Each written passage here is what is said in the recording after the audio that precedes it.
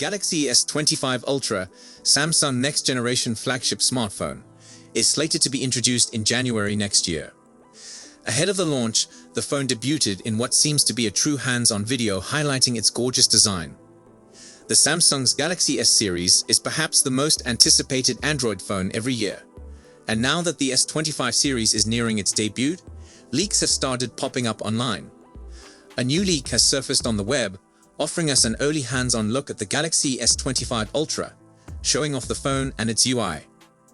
A video leaked on Reddit that supposedly reveals the Galaxy S25 Ultra. The phone seems to feature curved corners, unlike the Galaxy S24 Ultra.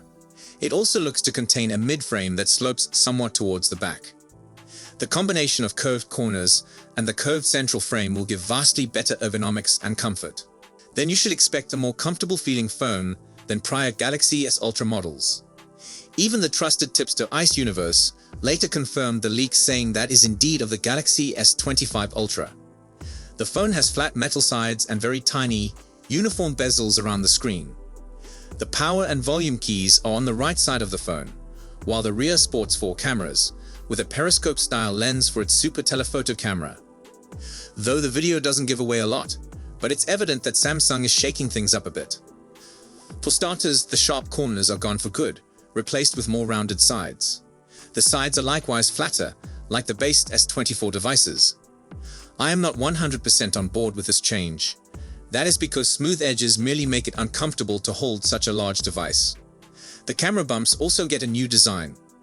If you look closely, you will find they are familiar to the ones we saw with the Galaxy Z Fold 6 Special Edition.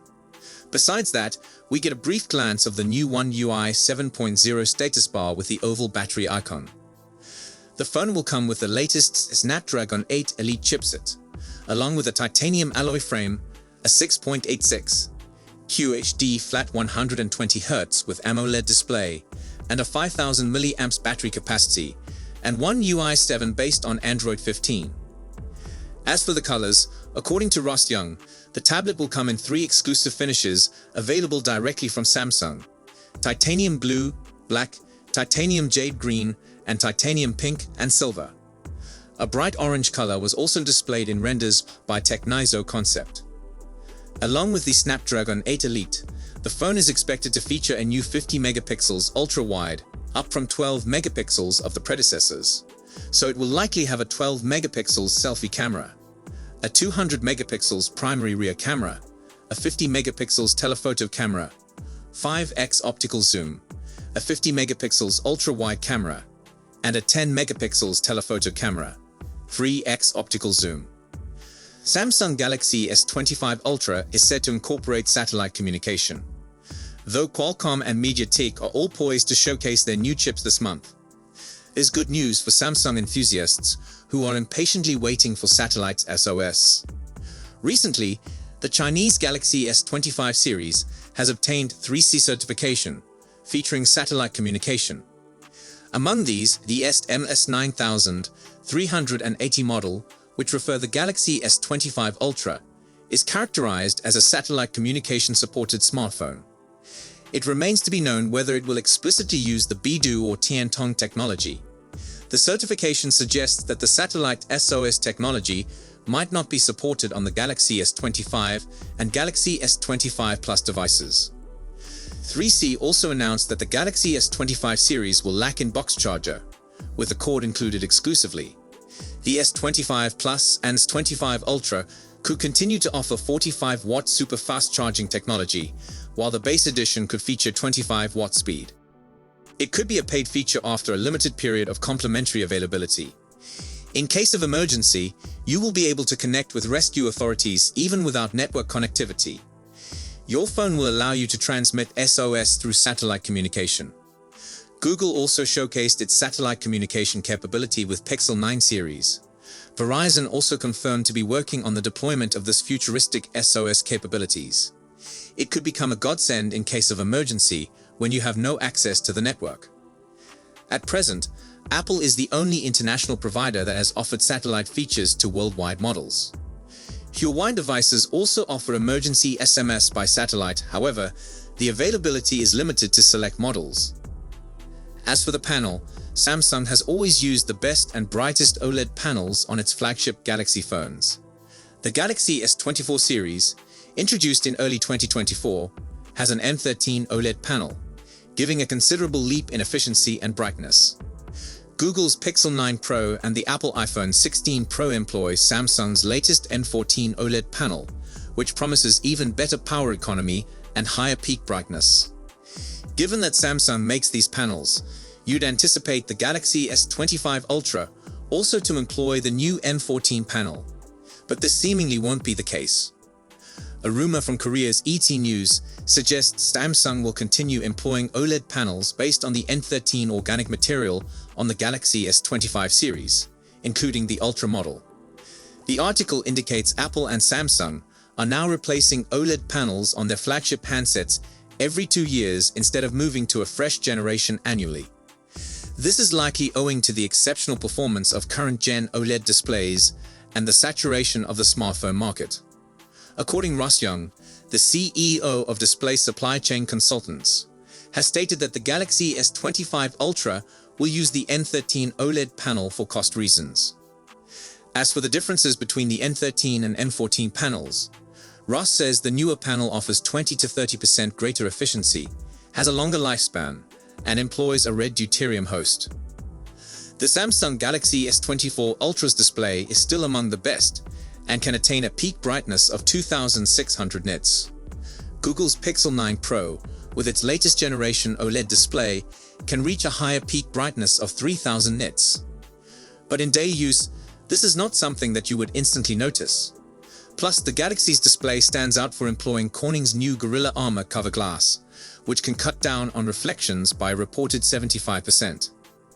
This is a lot more beneficial in frequent use.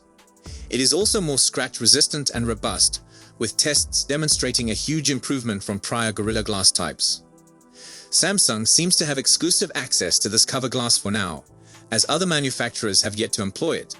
So even though the Galaxy S25 Ultra might not come with Samsung's newest OLED panel, it should deliver a display experience unlike others.